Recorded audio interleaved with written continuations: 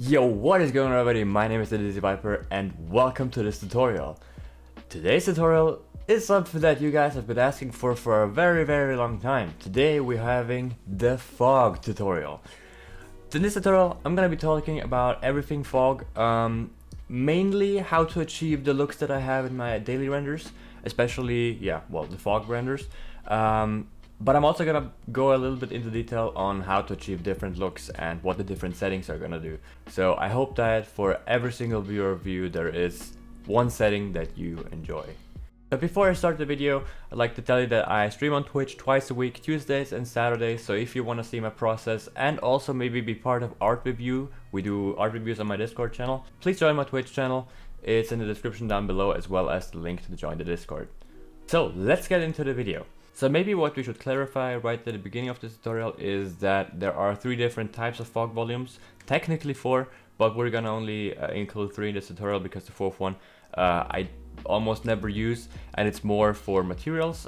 If you don't know what I'm talking about, it's the medium setting in the Octane materials, which is more used for subsurface scattering than it is for actual fog. So there is the normal fog volumes, there is the daylight volume, and there is VDB volumes. The first thing we're going to talk about is the fog volume, the normal one, which is the one that I use the most in my render. So if we now go ahead and open up Octane, let's just open up the viewport really quick, like that. And I'm going to change the resolution very quick as well, so we don't have these ugly lines going on here. You can add a fog volume by clicking inside of your Octane live viewer into the Objects tab, and there you will see Octane fog volume. If you click on that, there should be a box that just appears like this. And it has a few settings. So you will have the main settings type, which lets you just set the type of it if you want to have just a generator or a VDB loader. We're not gonna change the tab right here at this point of time because we have the VDB volume right here as well. But let's say you positioned like 20 fog volumes already and you forgot to set them all to VDB loader, which actually never happened to me, but let's say that happens and you want to change all the volumes to VDB loaders without repositioning everything. You could just select all of them and click here, go to VDB loader, and you will be having a VDB loader. So in the next tab, the generate tab, these settings are also already quite important. It's the size settings, for example. You can change the size settings in here. I just prefer to change them using the orange handlebars right here. This is what I usually use to scale my fog volume, but like I said, you can also use these values, of course, if you have especially if you have a certain value that you need to have. For example, if you have a 300 by 300 by 400 centimeter room, you can just type that in and your fog volume will automatically have the size of your room. The next setting is the voxel size. The voxel size pretty much says how many voxels of fog, or how many particles, so to say, are going to be inside of this fog volume and what size they're gonna have, which is pretty much the same because one voxel always has a certain amount of particles in it, and the bigger the voxel size, or the bigger one voxel is, the fewer particles are in each voxel. So why is this important? Because depending on what size your fog volume has, you have to change this voxel size. Meaning, if you have a huge fog volume, the voxel size has to be big as well, because you don't want to increase the particles necessarily, because that will crash your computer eventually. So let's say you have a fog volume with a size of 30,000 by 60,000 by 100,000. You are very likely to have to use a voxel size of 1,000, which will look like this. As you can see, there are no voxels in here right now because we only have a very small fog volume. But if you change this to a very big fog volume, you will see that the voxels start to reappear.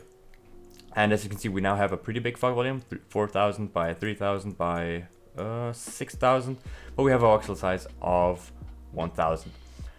What this does, it also slightly decreases the detail of the fog volume, but according to the size of the fog volume, the detail does not decrease, because of course the fog volume is bigger, so we don't need as much detail with like small little areas. This is only important, for example, with VDB volumes, which we're going to be talking about later. And one very important thing with these voxel size settings is be very careful not to set them too low. What I mean by that is, of course, you have to find a sweet spot for it to be not heavy and at the same time still appear, of course. but if you set it too low, your Cinema4D will crash because it runs out of memory. And I will demonstrate that right now. As you can see, we have a voxel size of 190, which is a little too high for this small fog volume, but let's just make it very low. And there we go. I didn't get the out of memory warning for some reason, but there will be an out of memory warning whenever this happens. And we're back. So as you can see, this is why you have to be careful with the voxel size when you use it. Of course, the best thing is to just try it slowly, but I figured out a voxel size less than like 3 for a fog volume this size is way too small and will very likely either crash your computer or make your scene extremely slow. So yeah, try to find a sweet spot. So the way that I scale this is more by how I feel, and I will demonstrate how I do this, and I think this is a very good way. So let's say you have a scene and you start with a small fog volume. Now just slowly scale up your fog volume until it starts lagging. You see it's not lagging yet, it's not lagging yet. Now it starts getting a little bit laggier, and if we now change this, it gets very laggy. So now slowly increase your voxel size to like just a little bit higher, like that. And as you can see now, it's not laggy anymore. And this is my main way of figuring out what voxel size I need. Don't know if it's the best way, but it works. This way you will also most likely not have a voxel size too big, because if you just click here and go to 1000, this voxel size is unnecessarily big for this fog volume. You can go a little bit lower. The next setting on the list is the voxel multiplier in the render, which I actually never touch, simply because I want my fog volume to look exactly the way that it looks like in my viewport. This is a setting that I usually use when you work, when you work on your home computer and then send it off to a render slave or a render farm, which is way more powerful than your own computer. That way you can work with very low, with a very high voxel size, but then in the end render with a very low voxel size in your render view. As I said, I have never used this because I usually work with the voxel size that I render in, or vice versa, I render with the voxel size that I work with. And then there is the edge feather, which is something that I do use quite often, which essentially just does what it says. It creates an edge feather to your fog volume, as you can see here. So what I use this for a lot is ground fog, and what I mean by that is, for example, this scene right here, which is a render inspired by Cyberpunk. As you can see, there is a cloud, or actually this is just a fog volume with a texture in, which we're gonna be looking at in a second, which has a very high edge feather, so you can't really see where the fog volume starts and where it stops because it has like a feather up here. So this, for example, is a setting that I don't see a lot on social media, which I think is a very simple setting to make your scene look really cool. Is a very, very low fog volume. So let's say you have a landscape, let's just make a landscape really quick like that, and then we have some mountains in the back like this. What you sometimes want is that the fog volume doesn't cover the whole scene, right? What you want is only cover the ground. So what that does is it creates a very, very thick atmosphere around your, let's say, main character, for example. Let's say you have your main character somewhere here standing. You have an atmosphere that covers your main character, but at the same time your atmosphere will not cover the background, because sometimes you want your background to be seen even though there is fog, especially with skies. Let's say you have a really cool sky texture. How often have you used a fog volume with a very cool sky texture, and at the end of the day the sky wasn't even visible because your fog was so thick? So what you could do is either get rid of the fog, which is not what we want, or use a very flat fog volume that is pretty much on the surface of your ground, and that lets you play much more with that. So you can create a dense fog volume which covers your scene, at the same time have your sky and everything visible. The next setting on the list is the texture, which, let me just reset my fog volume really quick. So we're gonna start with a new one. There we go. The texture is pretty much, you can load in noises, or as it says, textures, to sort of change the opacity and density of of the fog volume based on set texture. So for example, if we load in a noise right here, as you can see what it does, it creates a noisy fog volume. And I really enjoy this setting, especially because it lets you pretty much create clouds quickly, but don't let this fool you, this doesn't replace VDB volumes. And last but not least, in this section right here, we have the display type, where we can either set it to box or circle. As you can see what that does, it pretty much just changes the way that your voxels are displayed in your viewport. I usually just leave it as box since I'm very used to what that looks like. Then the medium settings, which is probably the most important settings for good looking fog. There are two settings in this medium, either fog or fire. I always use fog. I pretty much never use fire because I don't want to make fire. What the fire medium does is, instead of letting you add colors to your fog volume, it pretty much lets you add temperature. So if you've ever experimented with Turbulence FD, for example, it pretty much lets you set a gradient of color for your fog volume, which then determines what is fire, how hot the fire is, and where is smoke.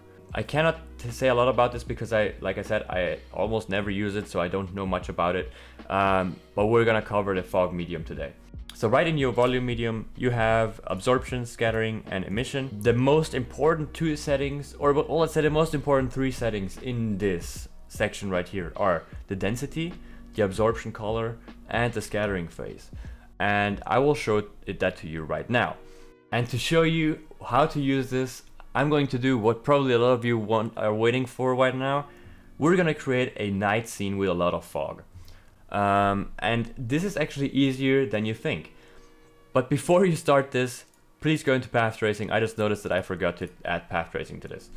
But always use path tracing for these things because direct lighting fog volumes tend to use very, very bad.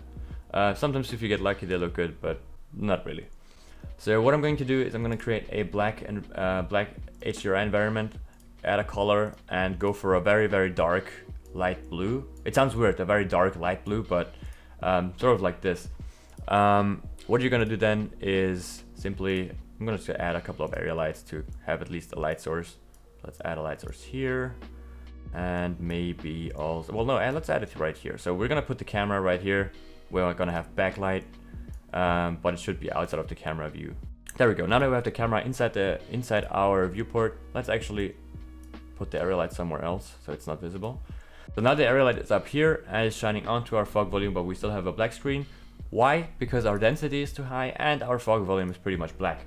So what we're going to do is we go into the medium. First of all, decrease the density up until we can see something, which is about this.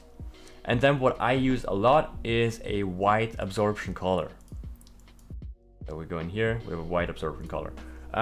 So this absorption color setting right here, this absorption, but no, it's actually just called absorption. I usually leave the RGB spectrum in there because I want to change the color of my fog volume with an RGB spectrum. You can obviously also change that to red or green or whatever you desire. It changes the color of your fog volume. Then what you want to do is maybe increase the area light's brightness, because what the look we're going for right now, just to clarify, is we want to have a very bright spot over here and it gets darker the further away it gets from the light. So let's just make the area light a little brighter. Actually, you know what? Let's place some objects in here so you can actually see what we're doing. Because I believe that, well, fog is only truly making a difference if we have objects in there.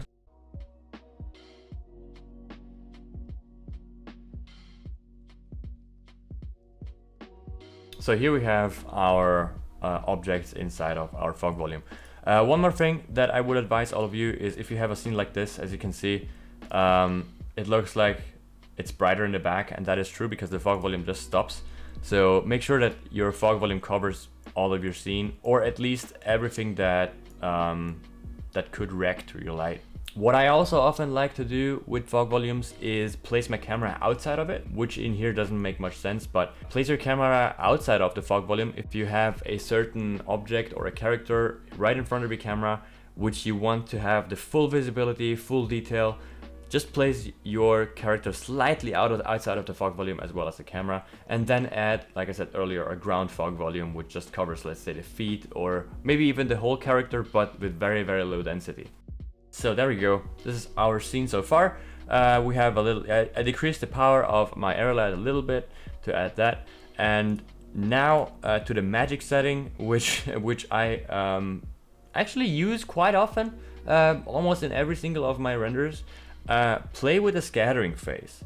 The scattering phase can make a really big difference in what your fog volume will look like. So what the scattering phase does, it pretty much determines how close to the light the scattering will take place.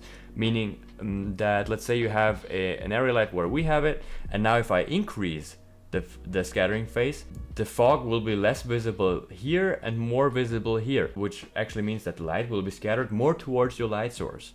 So you might ask, why would I want this and not this? Simple answer, this setting is very, very important if you want to create God rays, which we're gonna do next. But we're gonna use a daylight for that and not an area light. You can of course also use an area light, but just keep in mind that your area light has to be very small to create God rays. So I said that in my previous tutorial about God rays only, where we did that using an area light. The smaller your light source is, the more defined and more detailed and sharp your God rays will be. So if you do it with an area light, you will have to have a very bright area light, but very small. So let's delete the area light and also the Octane sky to do that. And then maybe create a few more objects to actually, you know, make the God rays visible. Actually, we could use a tree for that. Might be the better idea.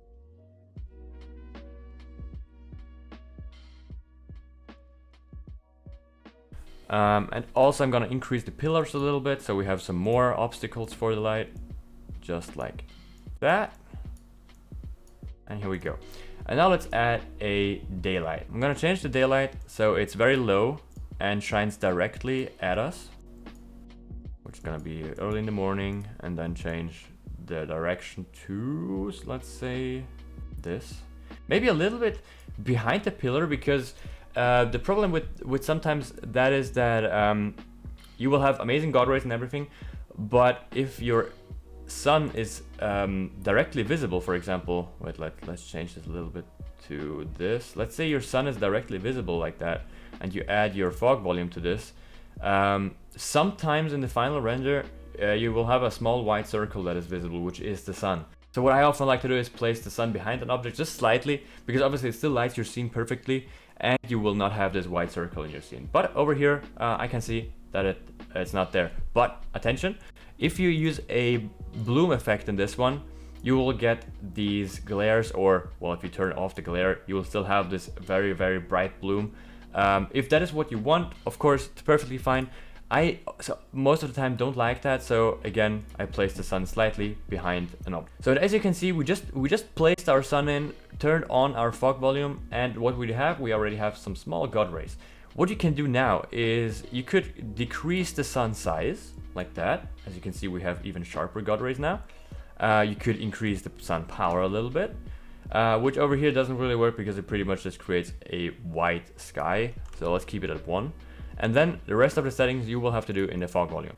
And we only got the God rays because we had the scattering phase very high up. So if we put that back to 0, you see what happens? We have pretty much no God rays, and the scene overall looks quite boring. You could fix that by sometimes adding brightness to your sun, but sometimes, like you say here, it just overblows the whole scene. So if you want to keep the exact same power that you have, because let's say you already lit your scene and everything looks great, and you don't want to change the whole lighting because of the fog volume, you go in here, scattering phase, put the scattering phase up, and boom, you have God rays and very vibrant lighting.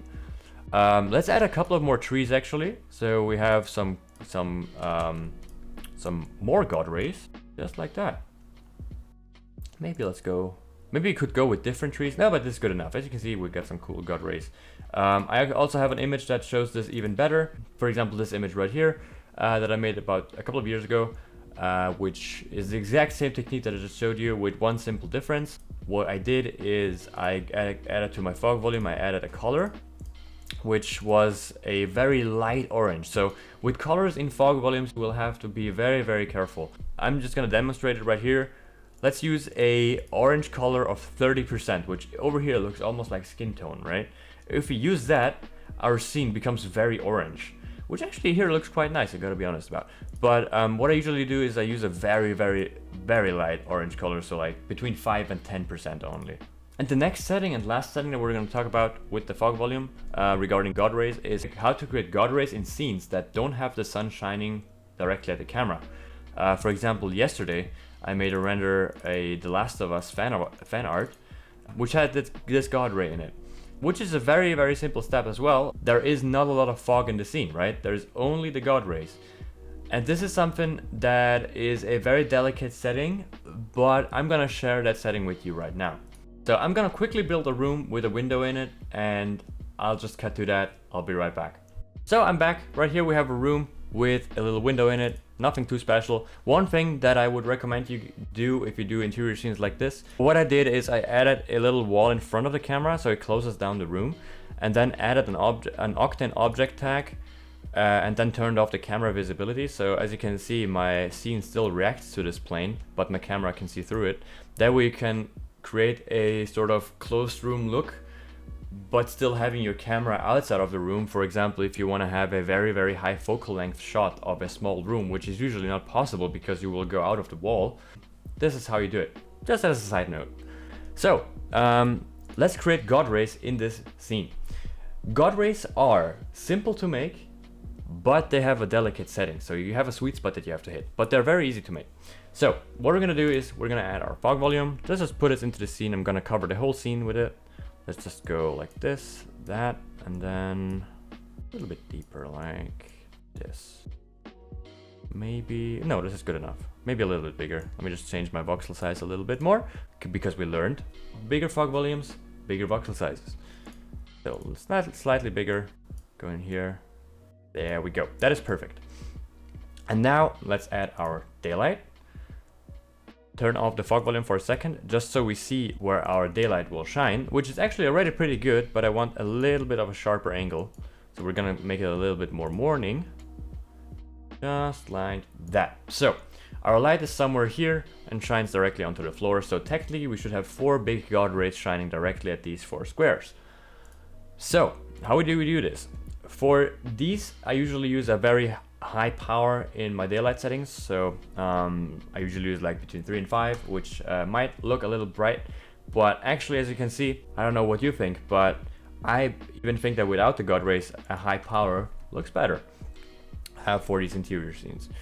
Next, let's reactivate our fog volume, and as you can see, we can't see anything because again, we have a very high density and our color is gray, so it will multiply into this very, very dark color. Let's go with white. We can change it later, of course, to something a little bit more orange, let's say. Let me actually check one thing. I believe that, yes, I did a little mistake, and that was that my fog volume was actually outside of the room. That's why it was so white. I was like, why is it? But here we go. So this is what we have now. Now let's go into our density settings. What we want to do is we have to have a very, very low setting. So let's go maybe with, let's see, yeah, 0 point, maybe even less. So let's say we have, let me make that back wall white, because our goal right now is that we have God rays, but our back wall, for example, is still visible a lot. So it's not obscured by the fog. So we have to find a very low setting. Let's go with maybe 0.1. As you can see, 0.1 lets us create this very cool look where we can see the back wall very clearly. We can't see it clearly because the room is dark, but I mean, it's not foggy in the back, but we still have God rays. And now what you can do to even enhance this look is again, play with the scattering phase a little bit, make it a little bit higher.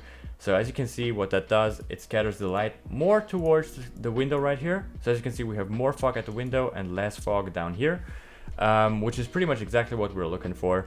Now what you can also do, depending on your look, you can reduce the sun size to almost 0, which creates extremely sharp shadows, or create a bigger sun size like, I don't know, 25, which gives you these very, very, very diffuse God rays. But of course, you will also have very diffuse shadows. So not ideal most of the time, but I leave the sun size at 1 for these type of God rays usually.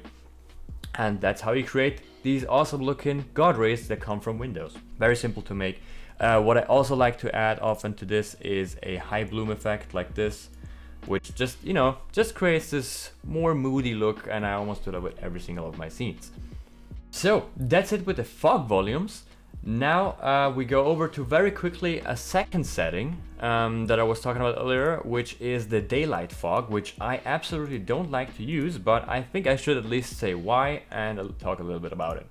So if you go into your daylight, what you have here is a medium tab, which is exactly the same medium tab as you saw from the fog volume. So if we go into the add fog, what that will do is pretty much add fog.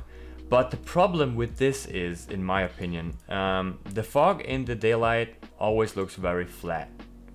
So as you can see, if we do this and put a cube in it, it looks like this, whereas as you saw from earlier on with the fog volume, it looks very different. Last but not least on the list, we have VDBs. And if you don't know what VDBs are, VDB actually stands for volumetric data blocks or volumetric database.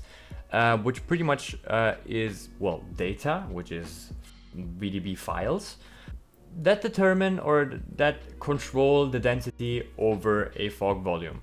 So big shout out to Patrick4D at this point, because I'm going to use his clouds, his VDBs.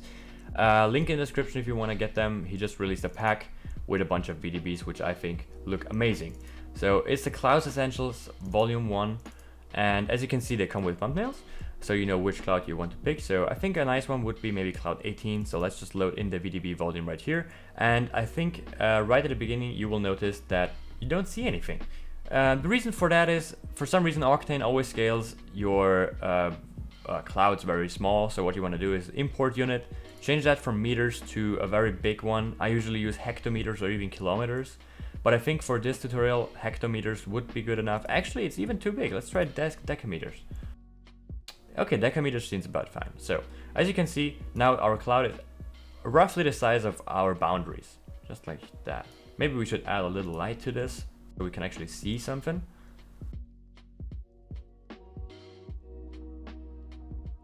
Just like that.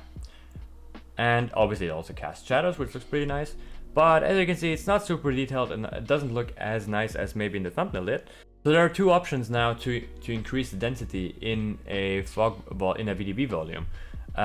One of which is the density, as of course, but the other one is decreasing the volume step length. And what the volume step length does, it pretty much increases the detail of the cloud. So as you can see, if we go closer to this, we do have rough shapes and everything, and something that does look indeed very nice.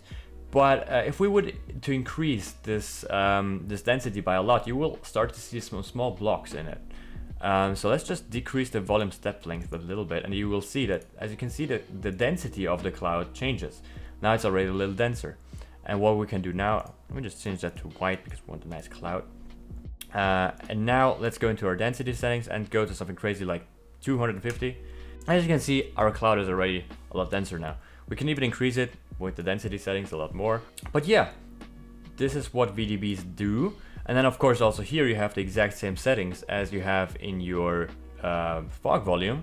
So you can also increase the scattering phase to create God rays inside of clouds, which is kind of cool, I think, isn't it? And then the most awesome thing about that is, if you, let's say, have a lot of clouds and then you put all the clouds into a big fog volume with a very low density, of course, because it will be very heavy, and then shine light through it, you will have God rays casted by the clouds and God rays coming from the clouds. So you have like this awesome God majestic look, which I think David Area, for example, is the master in. So at the end of this tutorial, I would like to share a bunch of cool fog and light settings for different scenes and everydays I made. I'm just gonna show you the image and then the settings for the fog and the light, so you can just copy paste and hopefully your scene will look the same.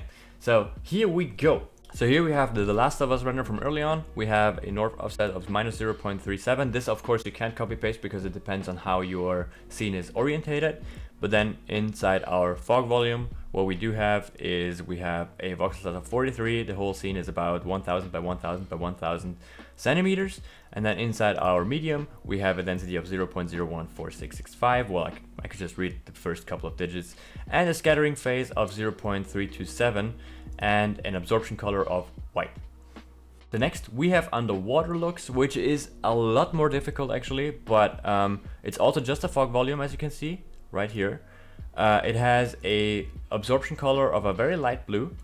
Then we have a density of 0.075 and a scattering phase of 0.26. The main setting that I share here is we have a very dark Octane sky with just a color and multiple area light actually. As you can see, we have a very big area light for the main light, a smaller area light for shadow triggering, and then some just smaller ambient lights to get some more highlights. For example, this area light reacts only to this figure right here, which creates the highlight on the figure, and so on. And the settings and brightnesses for these area lights are most of the time all just white with a very cold temperature and a rather low power. So we have a power of 50, then we got a power of 24, power of 71, then we got an area light with a power of 11, which I think the power of 11 is, yeah, that's the one that lights my diver. And then we got another area light, which is the spot area light from the diver itself. And then a relatively low light shining at the back right here. Next we have the thick 20s fog, or like in this case it's like an 80s drug deal scene, for example. Here we have a very thick fog, and there is one key setting to this as well. Of course, a very thick fog. We have 17, then we have a white fog volume and a scattering phase of 0.71. Then we have a bunch of area lights, actually two, which is one lighting this whole scene from the side, and then we have one at the top right here looking down, pretty much shining, creating contrast between the fog volume and the bridge. But also over here, as you can see, we have a very high bloom power, which, as you can see in this image, also the fog emits bloom, which creates a super hazy and like almost mystic fog look. So if you're looking for a very misty, this crazy surreal fog, most of the time it's a lot of bloom, but you have to be careful with this, because if you have any light source, any visible light source in your scene, this light source will completely blow out. Then we have one example for VDB Volumes. We should just let the scene load for a second, because it seems to be quite a heavy scene actually. There we go. So this is the forest that I made with a bunch of fog volumes in it. As you can see, we have VDB volumes. Sorry, we have 3 VDB volumes. I think they're all by Patrick4D, if I'm not wrong. Oh no, actually they are from Mitch Myers. So also shout out to Mitch Myers, VDB collection, link in the description down below. I used it for many years. It's a great VDB collection as well. So in here, in our VDB section, all the VDBs have the exact same settings. So we have 0.02 in the density, which is very low. But as you can see, we have a lower step length, which, as we learned early on, adds a little bit of detail and also a lot of density. So we have a step length of 1.7. Then we have a scattering, a absorption color of a very light orange, also covered early in the tutorial, very light orange, not too bright. And a scattering phase of 0, which is the default value, because we don't want to have a lot of God rays in this. And then my light settings are just a simple Octane daylight with a very high power, and that's all, just a very high power. And the last setting I'm going to be sharing is a little more realistic fog setting, because as you maybe noticed, all the past ones were the typical fog renders, but on realistic scenery, even if you don't see fog, there is fog everywhere pretty much, because there's always a little bit of atmosphere. So what I like to do is I add a very subtle fog volume into my scene. For example, right here, there is a fog volume with a density of 0.2, which is very low, and a very like a default step length, so it's not super dense as well. Scattering phase of 0.5, so also not too high, because we don't want the light to be just only one place of the screen. And then we have a nice little almost yellow looking fog volume absorption color. And for the daylight, we use a high power of 2. Again, I like to use high powers with daylights for my fog scenes, as long as my sky is not visible. And fun fact about this whole scene, the whole backdrop is not 3D, it's just an image, as you can see here. We have a bunch of trees, but then I selected an image that has the same trees, desaturated a little bit so it has the same colors as my trees in the foreground. But that's another topic. I hope that you enjoyed this video. This was everything I know about fog volumes, everything I do to create my looks. I hope it wasn't too chaotic. It's a pretty big topic overall, so it was a little difficult for me to know where to start and where to begin. If you have anything to add to it or any more questions, just feel free to ask in the comment section down below. I will also obviously leave a bunch of timestamps so you don't have to, you know, if you only care about the settings in the last part of the video, you can just skip to that. Which now is pretty much a little obsolete to say because you already watched the whole video. But nevertheless, I hope you enjoyed the video. I hope that this sums everything up that you wanted to know about the fog volumes, that I know about my scenes and everything. So yeah, that was everything for today. If you enjoyed the video, make sure to like and subscribe, and I'll see you guys next time. Bye!